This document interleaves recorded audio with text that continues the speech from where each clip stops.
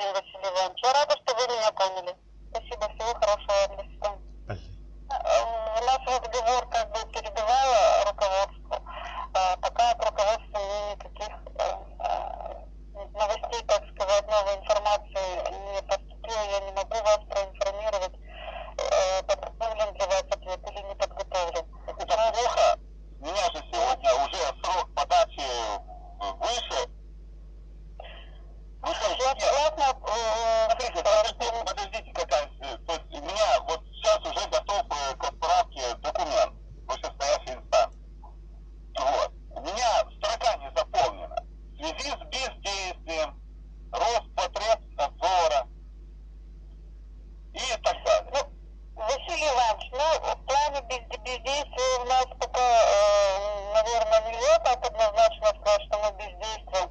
Мы физически не можем дать вам ответ, поскольку у нас просто уволились. Вот секундочку, вы извините, просто времени очень мало. Дело в том, что должен быть ответ дан в любом случае в течение 30 дней. Ссылкой, например, что у нас землетрясение произошло, там земля сошла с орбиты. То есть должна быть указана та уважительная причина, которая препятствует выполнению обязанностей. Василий Иванович, у нас такая уважительная причина, она уважительная причина. У нас нет сотрудников, у нас осталось 3 человека. Хорошо, которые даже не могут. 1,5 миллиона я к вам устрою. Подождите, это, извините, это несерьезный разговор. Очень несерьезно. Я вам объективную причину сообщаю, по которой вам до настоящего времени... Я понимаю, я записываю. Это объективная причина, и эту причину мы не можем решить. Я понимаю, я сейчас записываю эту объективную причину на диктофон, но эта запись только в суде будет по решению суда рассматриваться как доказательство бездействия. Понимаете, мне нужен письменный ответ. Мне нужен на электронную почту. Василий Иванович, я вас услышала. Я вам объясняю, что в 30-дневный срок мы не смогли вам подготовить письменный ответ по той причине, что нет сотрудников. Я согласен. Вы мне все изложили на почту. Пожалуйста. Василий Иванович, я прошу вас не перебивайте, я стараюсь вас не перебивать. Я вам объясняю причину. Первая причина, мы не могли вам дать письменный ответ в срок, поскольку нет сотрудников. Это не снимает с нас обязанности дать вам на ваше обращение письменный ответ. Как только изменится ситуация, мы в любом случае вам подготовим на ваше обращение и дадим письменный ответ. Пока я вам ничего нового не могу сообщить, к сожалению. Вы же, да? Вот именно такой ответ дать мне на электронную почту, чтобы я мог именно сослаться на документ. Дело в том, что я простой специалист, нахожусь в приемной, я не занимаюсь непосредственным рассмотрением обращения. А специалисты, которые непосредственным рассмотрением вашего обращения занимаются, их нет, они уволились. Поэтому как придет новый сотрудник, дадут ему ваше обращение, он подготовит и направит. Я вас прекрасно понимаю, но может он придет лет через 10, вы понимаете, а экологическая катастрофа происходит здесь и сейчас. Экологическая катастрофа, она происходит ежедневно, и мы завалены обращениями граждан с Новой Москвы, и мы стараемся по мере возможности решать этот вопрос. И все, что от нас зависит, мы делаем, принимаем меры. Мы не бездействуем. Просто физически работать с таким количеством, у нас ежедневно поступает по 60 обращений, когда иногда в пределах 100 обращений. На каждый нужно дать ответ. 3 человека это физически не могут сделать. Я это все и понимаю. Вот смотрите, пожалуйста, я же затратил время.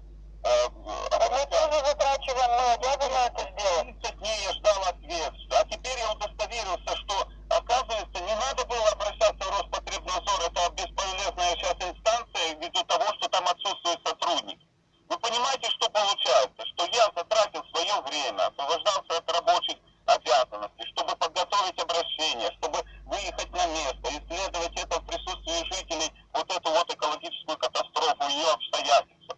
Я бы знал, что такая ситуация, вот вы бы мне письменно действительно или сразу же при обращении уведомили, что, извините, это будет отложено в долгий ящик и нерешаемо ввиду отсутствия сотрудников, я бы обращался тогда в совсем другие инстанции, не ждал ответа. Ну, согласитесь. Другие инстанции в любом случае направили бы ваше обращение в наш орган, потому что только наш орган занимается этим вопросом. Уже замкнутый